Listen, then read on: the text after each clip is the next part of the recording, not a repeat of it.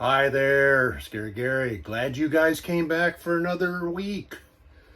Well, we're going to go on down the road and we're going to go to our next stop, which is the Hinton Jasper KOA Holiday. Now, we're going to spend a couple nights here because we're going to go to Jasper the day after. But and there was a way you could have gone up through Banff, Lake Louise, in and off to Jasper. But I think between Banff and Jasper is like 288 kilometers, if I remember correctly.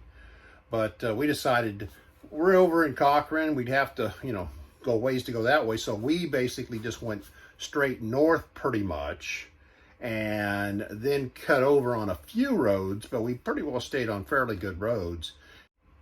We had to drive approximately 260 miles, which is a little over 400 kilometers. I'm going to try to give it to you both because we're in Canada. We got to be talking kilometers most of the time. But the Hinton Jasper KOA, it's really fairly close. I think it's like the second closest full hookup campground to Jasper National Park. It is 4 kilometers, which is about 2.5 miles west of Hinton. And it's 18 kilometers, which is a little over 11 miles to the entrance to Jasper National Park.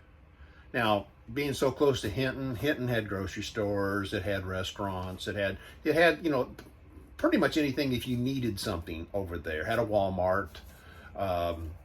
But specifically about the KOA, it was a nice KOA, and it had all the normal amenities of a KOA. It had the bathrooms, the laundry, the dog park. It had Wi-Fi. It had a limited amount of cable service, cable TV service, that is. It had the camp kitchen, which I think I showed you in an earlier KOA that I was kind of caught my eye, and it had a pavilion there. It didn't have a pool. It was all gravel roads, which if I have any complaint at all, the roads got a little washboardy in places. But remember, we are going there late in the season. The KOA opens on May the 15th and it closes October the 1st. And we're talking really late August to early September when we were there. There was 77 pull-through sites, all 50, 30, and 20 amp, full hookups. And then they had, I believe it was 13 backup sites, and they had 10 tent sites. They had 19 cabins also. I think I mentioned they had a pavilion, and when we were up there, there was a pretty large group of camping club that was having a retreat there, and they were utilizing that pavilion. Not too many trees, so if you are looking to try to get your satellites to work or your Starlink to work, met another gentleman that was from Austin, Texas there, and he said that's what he looks for. He looks for campgrounds with very few trees because the trees affect his Starlink, and he needs a Starlink for his business. Price-wise, I mean, that's the one thing anybody always says about KOAs, that they think that, hey, it's just, I can't afford to go to a KOA and things like this. It wasn't too bad. We only paid $52.37 is what we paid. Now, that's with our discount.